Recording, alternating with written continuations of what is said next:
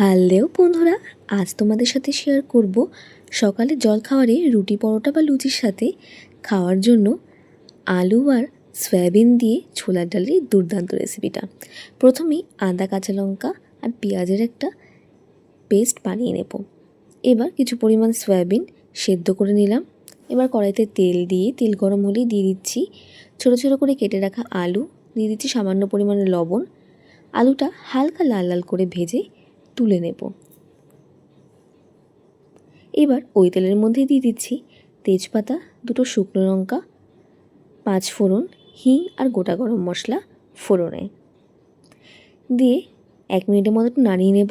যখন একটা সুন্দর স্মেল বেরিয়ে আসবে তখনই দিয়ে দিচ্ছি আদা, কাঁচা লঙ্কা আর পেঁয়াজ, যেটা আগে থেকে মিক্সারে বেটে রেখেছিলাম সেই মশলাটা দিয়ে দিলাম। দিয়ে দিচ্ছি সামান্য পরিমাণে জল, দিয়ে 2 মিনিট ভালো করে ভেজে নিয়ে দিয়ে দিচ্ছি জিরে গুঁড়ো, ধনে গুঁড়ো আর লঙ্কার গুঁড়ো।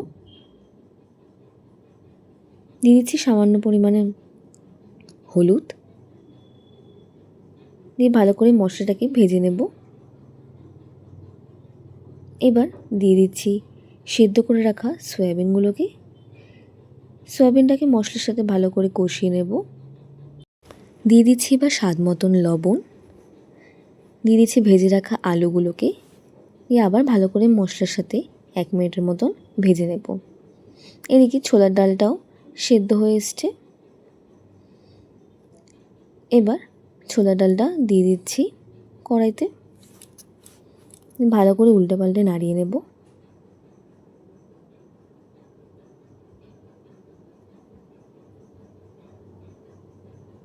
ডালটা ভালোভাবে ফুটে আসলে দিয়ে দিচ্ছি সামান্য পরিমাণে চিনি।